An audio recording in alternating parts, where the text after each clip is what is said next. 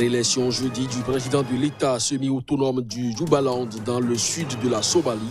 L'annonce a été faite par le président du Parlement local.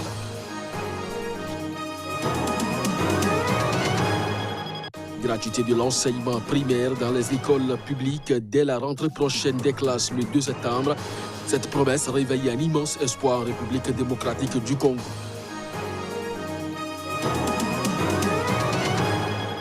Menace de grève à Hong Kong.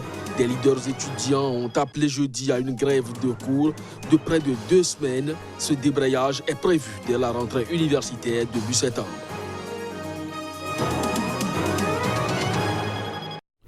Ainsi se présente le sommaire de cette édition. Mesdames, Messieurs, bonjour et bienvenue. Gratuité de l'enseignement primaire dans les écoles publiques dès la rentrée prochaine des classes le 2 septembre 2019. Cette promesse réveille un immense espoir en République démocratique du Congo où plusieurs enfants ne sont pas instruits du fait du taux élevé de la scolarité.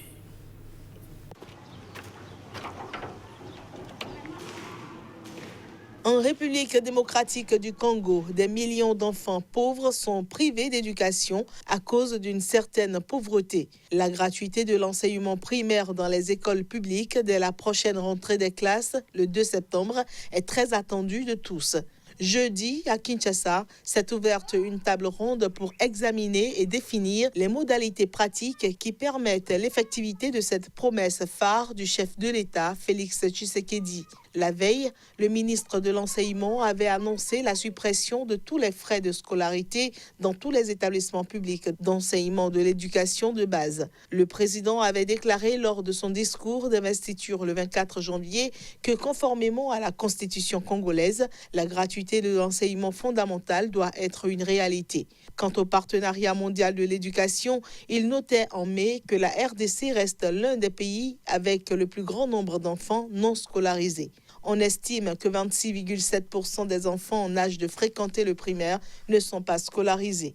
Toutefois, la RDC a progressé avec 110% d'élèves achevant le primaire en 2014 contre 29% en 2002, d'après le partenariat mondial de l'éducation. Prévue jusqu'à samedi, la table ronde doit étudier le financement de cette promesse onéreuse.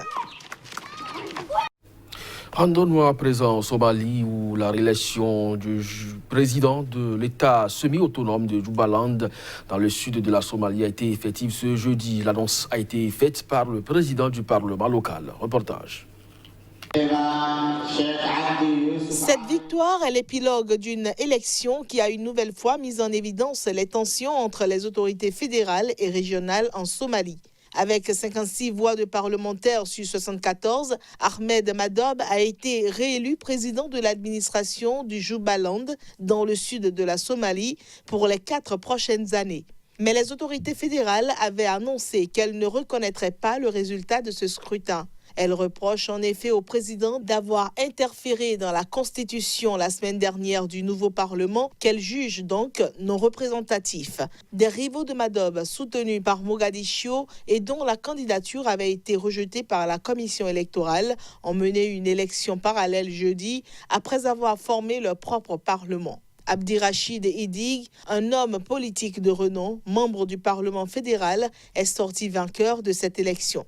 Mogadiscio est à contrario accusé par le Jubaland de vouloir évincer le président pour favoriser la cession au pouvoir d'un président loyal au gouvernement fédéral dans cette région stratégique autour de la ville portuaire de Kismayo. Le scrutin pour la présidence de cet État semi-autonome avait été reporté à plusieurs reprises à cause, selon les analystes, d'une lutte de pouvoir entre Mogadiscio, le gouvernement régional et leurs soutiens étrangers. Selon un analyste du centre Sahan, basé à Nairobi, le Kenya continue à soutenir fermement Madobe, tandis que l'Éthiopie est aux côtés des autorités de Mogadiscio pour l'évincer. Au Comores, une polémique enfle autour de la santé de l'ex-président Ahmed Abdallah Sambi. Les proches du principal opposant du président Azali Assoumani, emprisonné depuis plus d'1 an, tentent d'obtenir son évacuation sanitaire. L'avocat d'Ahmed Abdallah Sambi tente depuis 3 semaines d'obtenir une évacuation sanitaire d'urgence pour son client, mais c'est le statu quo. Et pourtant, les proches de l'ancien président des Comores ont dit avoir plusieurs fois alerté sur son état de santé. Répondant aux proches de l'ancien président, un magistrat sous couvert d'anonymat estime que cette demande d'évacuation à l'étranger ressemble plus à un moyen d'échapper à la justice. Si les appels au chef de l'État pour libérer l'ex-président sont jusque-là restés sans effet, le gouvernement n'écarte pas l'option d'une évacuation sanitaire s'il s'avère, dit-il, que le cas l'exige. Le porte-parole du gouvernement a récemment rappelé qu'Ahmed Abdallah Sambi est gardé dans sa résidence et jouit d'avantages, notamment médecin personnel, cuisinier, toutes choses dont ne bénéficient pas les autres prisonniers. Le procureur de la République, après une visite médicale ordonnée par le parquet, assure pour sa part que l'ancien président ne présente pas de signes de détresse pouvant mettre en jeu le pronostic vital immédiat. Détenu depuis plus d'1 an sans jugement, malgré le dépassement du délai légal d'une détention provisoire, l'ex-président, leader du parti Joua, est devenu un prisonnier encombrant. Principal opposant du président Azali Assoumani, Ahmed Abdallah Sambi est accusé de corruption et de détournement de biens publics dans un scandale de vente de passeports comoriens à des apatrides du Golfe. Au Burundi, le principal parti d'opposition, le Conseil national pour la liberté, a organisé une conférence de presse, une sortie médiatique qui intervient après que l'une de ses permanences a été incendiée à la veille de son inauguration par un groupe d'Imbonerakure. Et bien sûr, il s'agit des membres de la Ligue des jeunes du parti au pouvoir et par des inconnus. On écoute. L'objet de cette déclaration est de dénoncer et de rendre public les exactions et observées ici et là, commises notamment par les jeunes affiliés au parti au pouvoir, le parti CNL s'inquiète et déplore le fait que ces comportements indignes et vexatoires envers ses membres connaissent une montée vertigineuse et se multiplient de plus en plus, surtout en cette période pré-électorale. À la communauté internationale, le parti CNL lance un appel vibrant à la communauté nationale de suivre de près l'évolution de la situation politico-sécuritaire, surtout en cette période pré-électorale. Le Soudan retrouve progressivement sa voie normale vers son émergence. La transition vers un pouvoir civil au Soudan, né de l'accord historique entre les militaires et les contestations, a pris corps mercredi avec l'investiture du Conseil souverain et d'un nouveau Premier ministre. Images et son. Pour la première fois depuis le coup d'État d'Omar el-Béchir en 1989, le Soudan n'est plus sous le contrôle total d'un régime militaire. Les membres du Conseil souverain qui va superviser la période de transition au Soudan ont tous prêté serment ce mercredi dans l'après-midi à Khartoum. Il y a 11 membres, 5 militaires et 6 civils, comme le prévoient les accords entre le régime militaire et les leaders de la contestation. La première priorité est d'arrêter la guerre et de construire une paix durable pour mettre fin aux souffrances des populations réfugiées et du camp des déplacés, pour résoudre la crise économique et construire une économie nationale basée sur la production.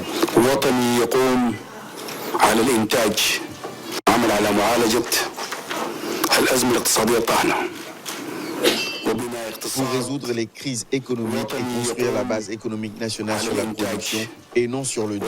Nous sommes un pays riche. Nous pouvons compter sur les ressources. Nous pouvons devenir l'une des plus grandes nations et combattre la corruption et faire des réformes et construire un État de droit transparent et juste.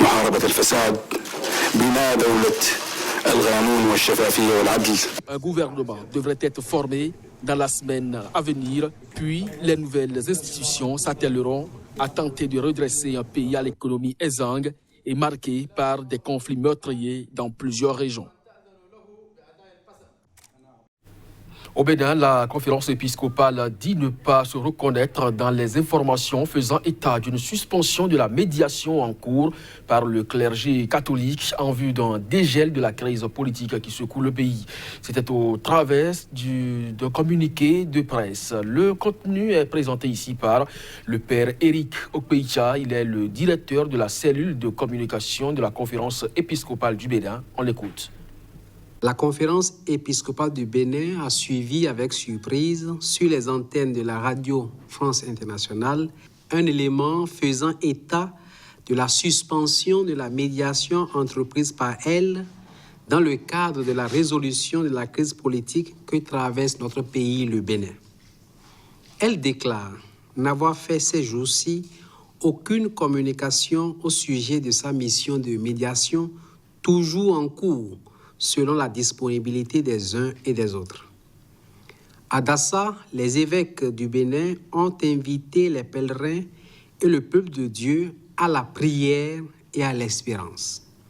Je cite leur mot d'adresse. L'occasion qui nous est gracieusement offerte aujourd'hui par la bienheureuse Vierge Marie, Notre-Dame d'Aribo à Dassa, est bienvenue pour confier au Seigneur, par l'intercession de sa mère, notre pays et sa situation actuelle qui continue de nous préoccuper, nous, vos évêques.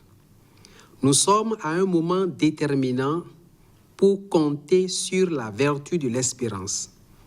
Les démarches entreprises jusque-là restent valables. Donc, c'était le mot d'adresse des évêques aux pèlerins à Dassa. La conférence épiscopale du Bénin profite de l'occasion pour rappeler à l'opinion publique en général et aux professionnels des médias en particulier que le canal officiel de ces communications publiques demeure sa cellule de communication. Par la même occasion, elle renouvelle au peuple béninois sa disponibilité à prier et à œuvrer pour le retour de la cohésion sociale et de la réconciliation entre les fils et filles du Bénin. Menace de grève à Hong Kong, des leaders étudiants ont appelé jeudi à une grève des cours dédiée à la rentrée prochaine. Cette rentrée qui est prévue pour le compte du mois de septembre. Reportage. À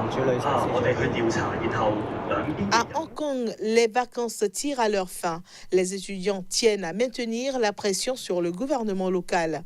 Dans cet objectif, les leaders étudiants de la plupart des grandes universités du territoire semi-autonome ont appelé les élèves à faire grève du 2 septembre, date prévue de la rentrée universitaire au 13 septembre. Ils menacent de renforcer leurs actions si l'exécutif local ne répond pas à 5 exigences, dont l'introduction du suffrage universel, le retrait définitif du projet de loi sur les extraditions ou encore l'ouverture d'une enquête indépendante sur l'usage de la force par la police hongkongaise. L'ex-colonie britannique, rétrocédée à la Chine en 1997, est secouée depuis juin par des manifestations contre un projet de loi visant à autoriser les extraditions vers la Chine continentale, où la justice est sous l'influence du Parti communiste. Les étudiants représentent une grande partie des protestataires qui se font entendre quasi quotidiennement dans les rues de Hong Kong. Né du rejet du projet de loi sur les extraditions,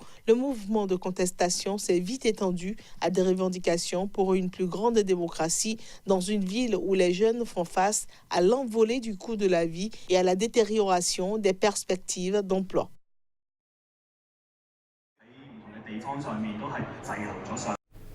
Cette note referme ce journal. Merci à vous de nous avoir suivis. Très bonne journée accompagnée des programmes de SICA. À très bientôt.